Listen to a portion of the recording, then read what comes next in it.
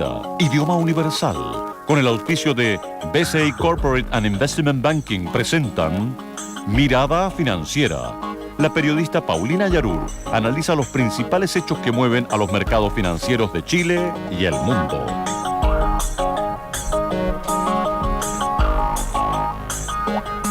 ¿Cómo están? Bienvenidos. Martes 19 de mayo comenzamos una nueva Mirada Financiera, hoy transmitiendo desde el edificio corporativo BCI, piso número 15, en un día totalmente despejado y con mucho calor para esta fecha del año. Me acompaña Marcelo Díaz, gerente de inversiones y tesorería y liquidez BCI. ¿Cómo estás, Marcelo? Muy bien, muchas gracias. ¿Qué te parece este calor? Para nosotros, bueno, pero para la economía no sé si será tan bueno. En el sur tenemos lluvia en exceso y en la zona central tenemos déficit de agua. O sea, en la cuarta región todos los productores y todos los productos agrícolas están bastante complicados por la sequía. Bueno, y además otro tema que tiene que ver con el calor, tiene que ver también con el comercio, porque ha generado preocupación y que ya comenzarían algunas liquidaciones porque el comercio no está funcionando de una manera por ejemplo, por la misma estacionalidad. ¿Qué está pasando con el clima? ¿Qué está pasando con estos calores? Con la ropa invierno. Exactamente. Entonces, van a partir la liquidación antes de tiempo. Pero bueno, es parte del riesgo del clima. En todos lados estamos parecidos. Yo te diría que cuando o tenemos mucha agua o muy poca agua, como que Estados Unidos está con una sequía en la zona de California que ya lleva más de 2 años, Brasil ha tenido una sequía, Sao Paulo este año tuvo cortes de agua, o sea, es algo que está pasando a nivel mundial, no tan solo en Chile. Argentina se ha beneficiado mucho de la sequía de Brasil vendiendo soya a un precio muy atractivo y eso también le ayudó bastante al gobierno de Cristina en los últimos 2 o 3 años. Entonces vamos a tener, yo creo, una diferencia bastante fuerte en lo que es el clima entre la zona sur y la zona central. Bueno, en esa misma línea hemos conversado sobre el calentamiento global. Eso tiene que ver, ¿no es cierto?, con el calentamiento global.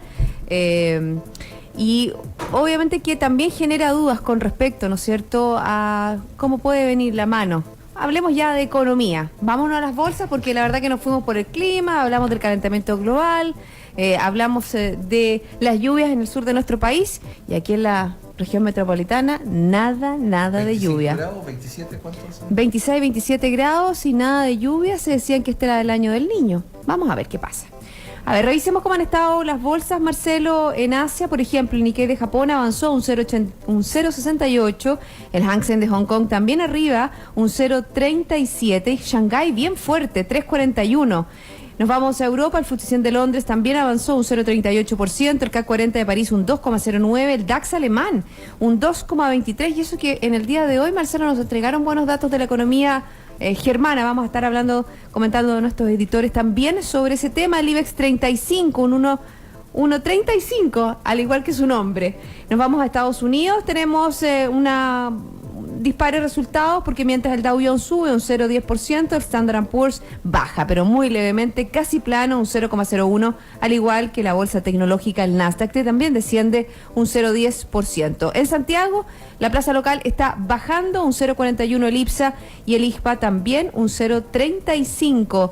Y el que bajó de una manera bien importante en el día de hoy fue el precio del cobre, 1,77 en la bolsa de metales de Londres, llegando a $2,84. El que subió en el día de este martes fue el precio de la divisa, casi 5 pesos con respecto al día de ayer. Ayer comentábamos que cuando se iba a generar este rebote, ya comenzó. Comprador 6,4 y vendedor 6,4,5. 604, no 6,4, 604. Bueno, sobre los 600 pesos. Vamos a informaciones locales. En el día de hoy se conoció una cifra bien interesante y que tiene que ver con un sector que se ha estado desacelerando en los últimos meses. Habíamos tenido cifras negativas, tiene que ver con la construcción, pero de acuerdo a la información entregada también por la Cámara Chilena de la Construcción, el índice mensual de actividad, el IMACOM, tuvo un aumento anual de un 0,2%, el primer resultado positivo después de 9 meses consecutivos de contracción. Pero igual el gerente de estudios de la Cámara Chilena de Construcción, Javier Hurtado, habló que era muy por debajo de este 4,6% histórico en una actividad, como dijo, que se ha mantenido relativamente estancada desde mediados de 2014. Marcelo. ¿De qué quiere hablar, señora? ¿Quiere que nos quedemos en Chile? Podemos hablar un poco de lo que es el empleo. Salió también una noticia bastante importante de lo que en Chile también tenemos de hace algunos años atrás, una entidad que se dedica un poco a dar un subsidio de desempleo. Exactamente, estamos hablando de los subsidios de seguro, el seguro de cesantía, que aumentan un 3,5% en marzo. Es decir, en marzo del 2015 se registraron 128.896 nuevas solicitudes de este seguro de cesantía, lo que representa un 3,5% respecto igual mes del año anterior, pero, ojo, un 40,2% en relación a febrero de 2015. Es decir, aquí hay una muestra de la cifra que no veíamos, de la cifra global de desempleo, como hay un deterioro, ¿no es cierto?, de la fuerza de trabajo. Claro, a partir de, o sea, cuando se termina la temporada estival y comienza en alguna medida a ver, a terminar estos empleos que son temporales, se empieza a sentir ya a 8 niveles de desempleo, o cuando uno tiene un subempleo o otra categoría de empleo en la cual los ingresos no alcanzan, uno en el fondo de cesantía puede hacer uso de este seguro que lo ayuda en alguna medida, porque el sueldo, ¿cuánto es? 220.000 pesos, algo así, más o menos promedio. ¿A cuánto alcanza? Sí, el subsidio de desempleo promedio, 232.888. Está muy similar a lo que es el ingreso mínimo o el sueldo mínimo. Entonces, en alguna medida esto muestra que la creación de empleo o el vigor del empleo, a pesar de haber tenido una tasa de desocupación en el trimestre móvil terminado en marzo de 6,1%, se está viendo que en alguna medida, y lo que todos proyectábamos es que a partir de marzo las cifras deberían tender a empeorar, porque se acaban muchos trabajos que son de carácter estacional. Bueno, en esa misma línea, aunque ayer tuvimos una cifra relativamente mejor a la esperada, estamos hablando del PIB del primer trimestre, de los primeros 3 meses del año, que fue un 2,4%, mientras el mercado esperaba un 2,2%. Lo que sí inquieta es que, por ejemplo, los analistas prevén, sobre todo para este 2015, una expansión en torno al 3%. Se nota, ¿no es cierto? Hay factores de persistencia en el deterioro de la formación de capital. Lo dijimos ayer, lo vimos ayer en una inversión que ha bajado en 1,7%, y también entre las expectativas, el ciclo expansivo de los commodities, ¿no es cierto? Hemos visto la volatilidad que ha tenido el cobre en estos días, y también otros indicadores coyunturales que tienen que ver con nuestra reforma tributaria, con la reforma laboral. Y obviamente que eso merma todo lo que es el ciclo de confianza para que una economía funcione de una manera adecuada. Sí, bueno, han habido varios efectos también sobre el crecimiento del primer trimestre. Tuvimos, todavía hay obras paralizadas en la minería en el norte, después del aluvión que afectó a la tercera región. Y yo creo que lo importante a destacar es que en algunos sectores se está viendo bastante asimetría, y lo que tú un poco conversábamos antes de partir, que cuando uno ve el componente del PIB, el sector agropecuario fue uno de los que más creció un 8,5%, que eso muestra que la industria también asociada al salmón y todo eso está en franca recuperación a pesar de tener todos estos problemas. Después tenemos también que minería creció un 3,3%, y servicios financieros y comunicaciones creció un 9,4%, pero hay otros sectores que se han retraído bastante. Textil, prenda de vestir, cuero y calzado decreció un 11,8%. Bueno, ahí está la manufactura que hemos visto, ¿no es cierto?, en los indicadores, como el índice de manufactura o el índice de producción industrial ha estado a la baja.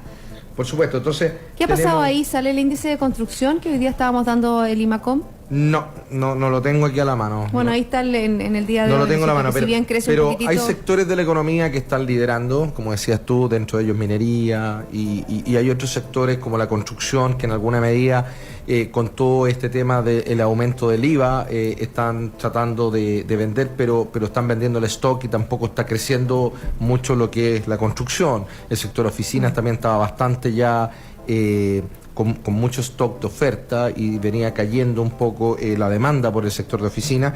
Entonces la construcción tampoco ha dado muy buenas cifras este año. ¿Qué pasa con los proyectos inmobiliarios relativos, ¿no es cierto?, a todo lo que son los centros comerciales? Porque tú hablaste del tema de las oficinas, que lo hablamos en algún minuto, que tenía que ver, ¿no es cierto?, con una sobreoferta. Había se frenó la demanda por oficinas nuevas en muchos sectores de nuestra capital. Bueno, yo creo que hay un bajo nivel hay un bajo nivel de demanda hoy día, porque está todo un poco stand-by, producto de todas las nuevas reformas que todavía siguen. Tú ves que la reforma laboral ha sido tema de los nuevos ministros que han estado viendo cómo avanzar en esta reforma laboral que en alguna medida también no estaban muy de acuerdo los trabajadores, que tuvo más de 100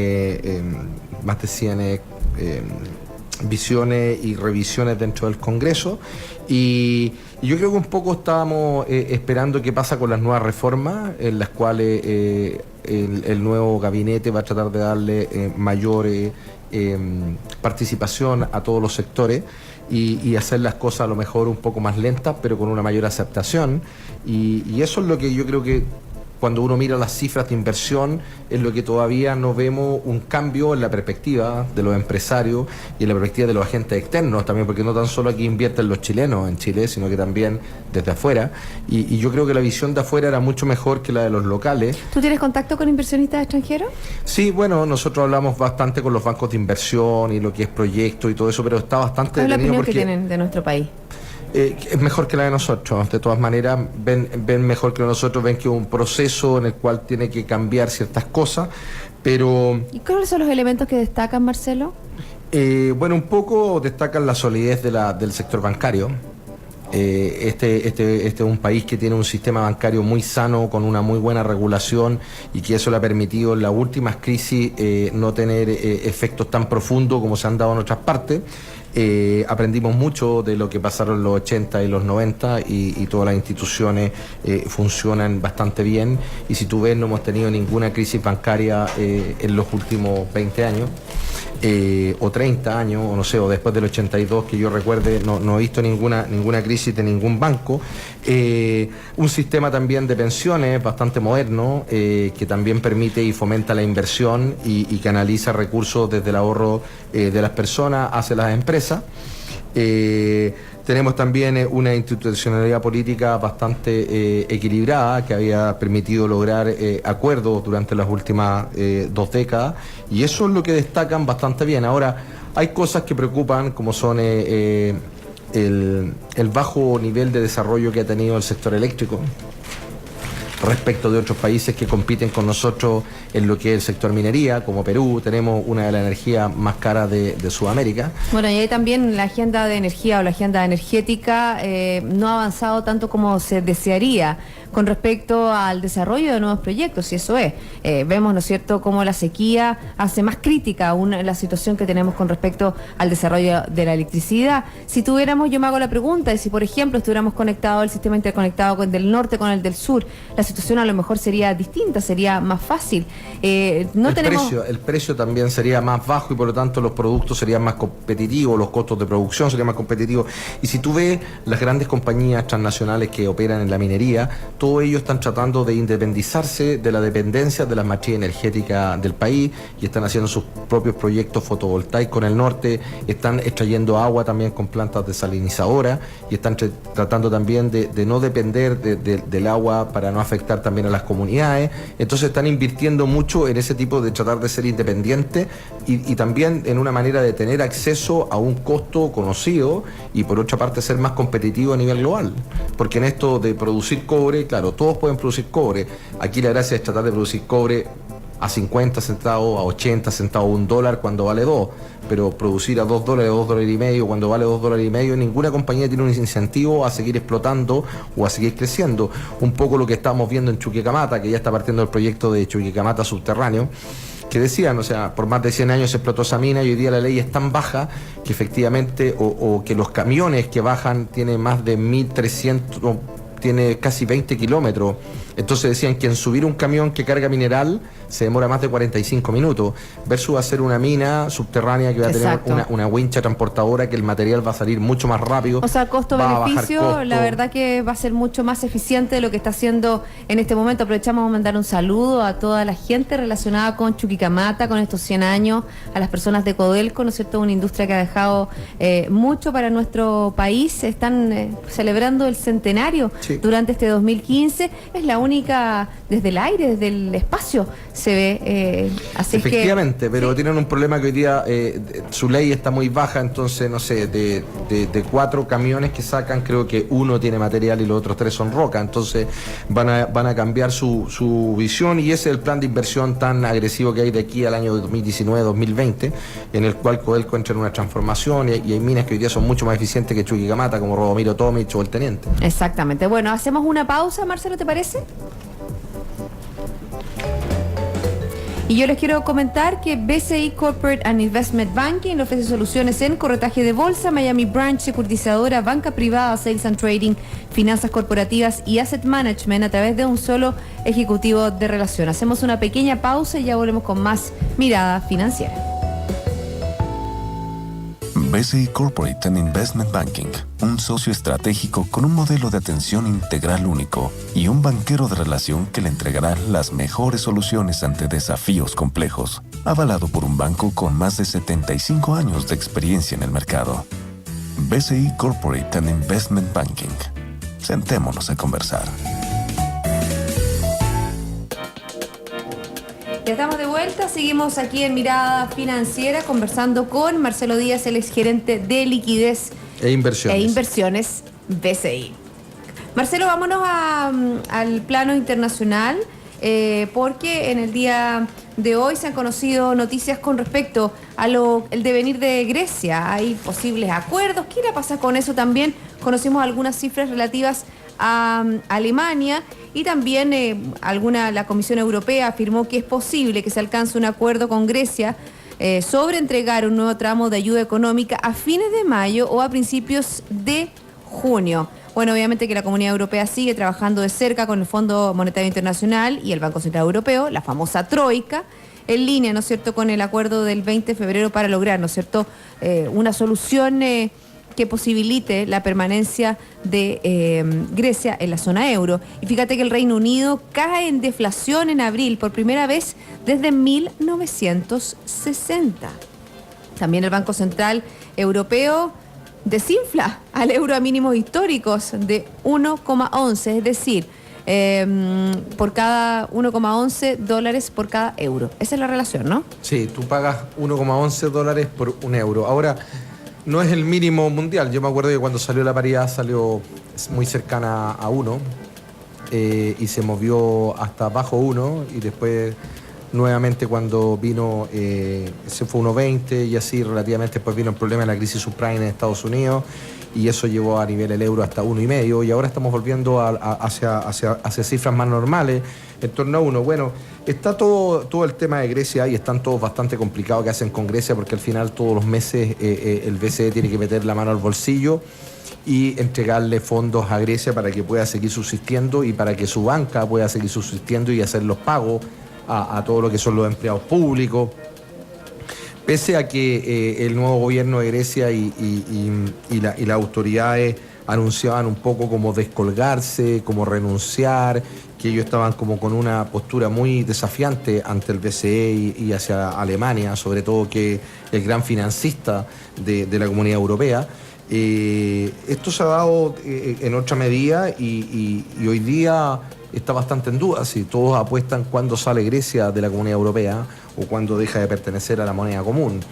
Y ese es un poco el tema que ha hecho también que el euro, desde niveles de 1,14, que haya estado bastante estable en las últimas semanas, nuevamente vuelve hasta niveles de 1,11, y ese retroceso representa un poco la incertidumbre que hay hoy día y las decisiones que se están tomando, si van a seguir apoyando a Grecia en forma permanente o no, porque todos los meses el BCE le tiene que hacer préstamos para pagar además a otros organismos multilaterales como el FMI, que le tuvo que pagar el mes pasado, todos los meses no genera. O sea, se van pasando plata de uno a otro, o sea, parece como una verdadera bicicleta financiera lo que están haciendo con Grecia, pero, por ejemplo, por lo menos en el día de ayer, tú te ríes, pero es la verdad, ¿o no? se pasa la plata al Banco Central Europeo, el Banco Central Europeo a Grecia, de Grecia al Fondo Monetario Internacional. Aquí hay un tema, mira, Alemania, que es la economía más poderosa, exporta mucha tecnología, muchos bienes con mucho valor agregado a toda la zona europea y genera un influjo de mucho dinero hacia Alemania. Y este dinero, al final Alemania, que tiene una balanza comercial superavitaria por una gran cantidad, y ellos no se gastan la plata, no se la gastan en su país. Entonces en Alemania también hay pobres, también hay gente que no tiene muy buen acceso a la salud, muy buen acceso a la educación. No es como en Sudamérica, pero para nivel europeo así. Entonces ellos al final terminan haciéndole préstamos al BCE para que el BCE le preste la plata a Grecia o a otros países que están complicados. Entonces de ahí viene el por qué Angela Merkel toma tanta relevancia y decir, oye, nosotros también tenemos problemas y también yo podría estar ayudando a mi propio pueblo.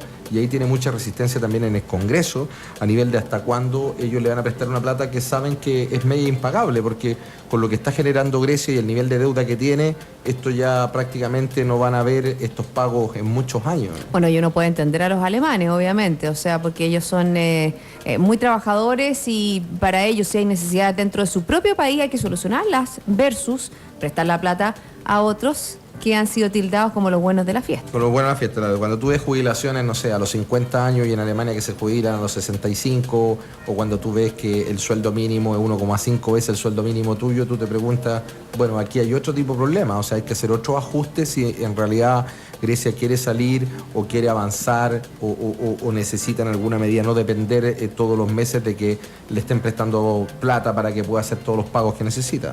Bueno, ahí está también la disyuntiva, ¿no es cierto?, cuando discutimos acá el tema de los bonos o no bonos, ¿no es cierto?, que a las personas hay que enseñarle a trabajar.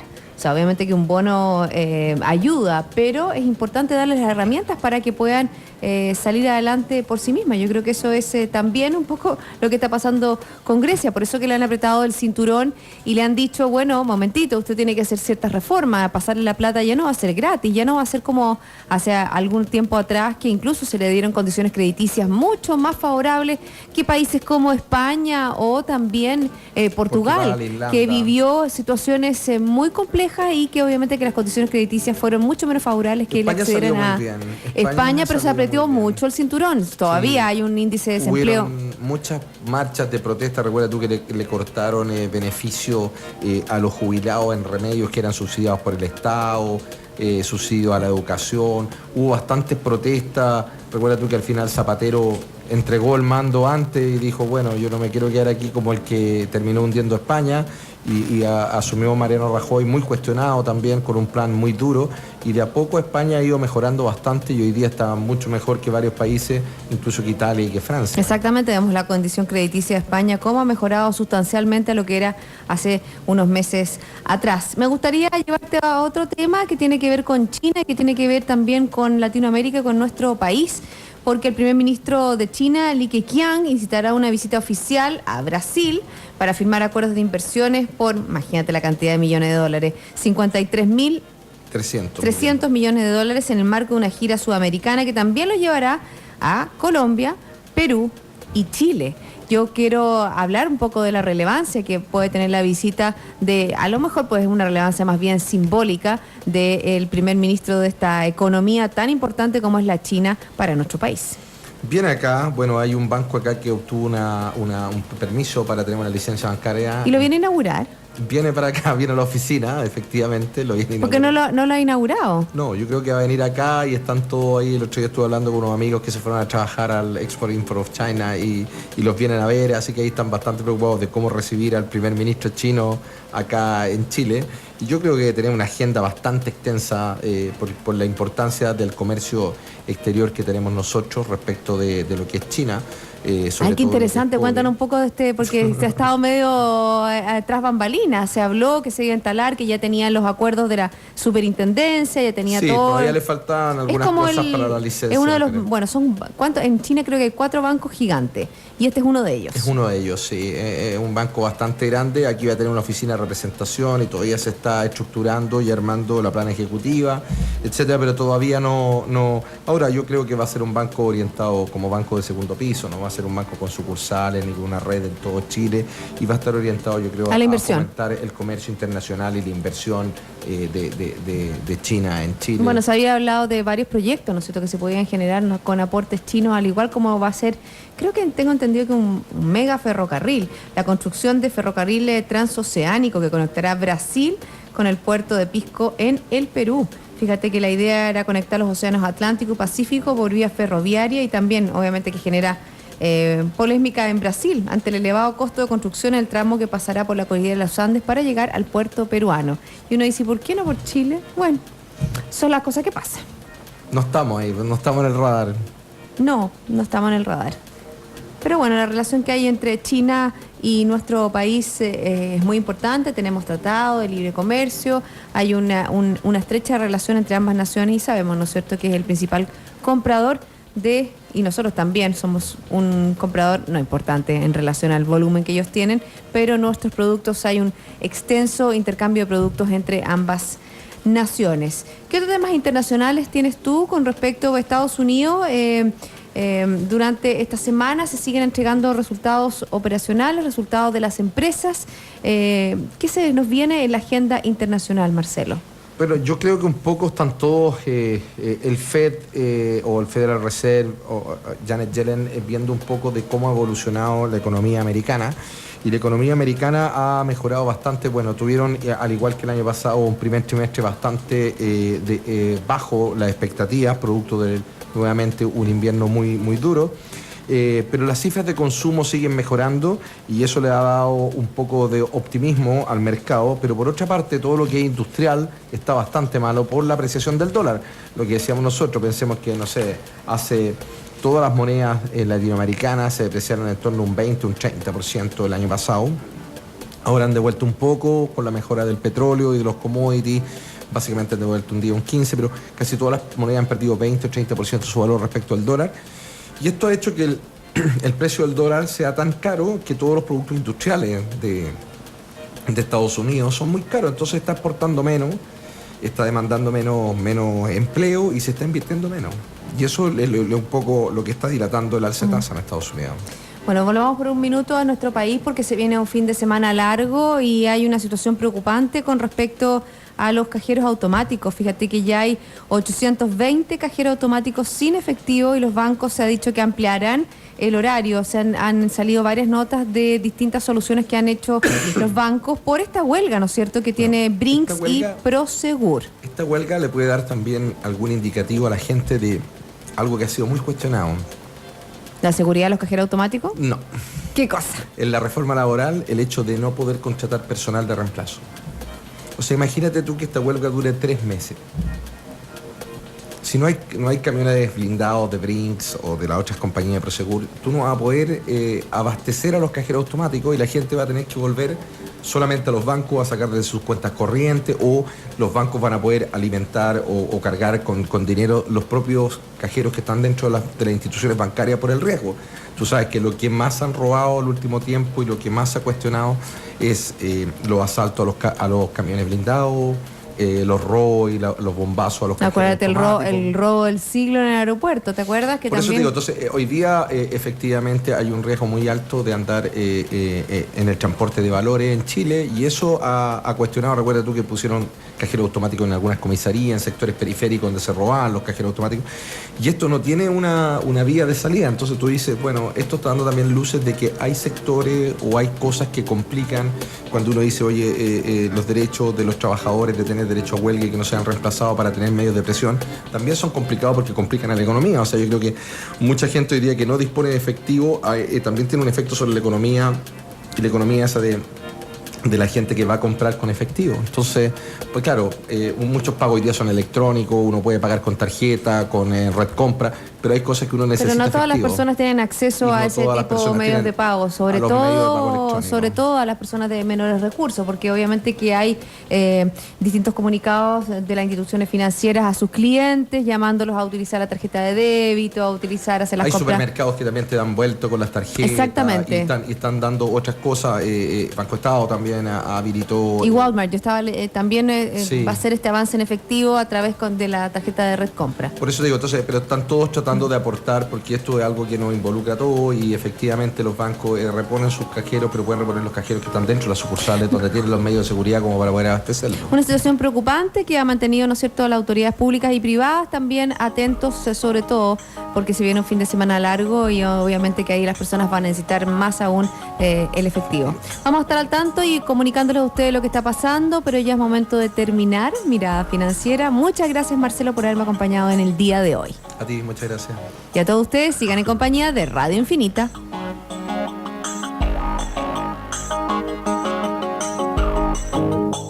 Radio Infinita, idioma universal.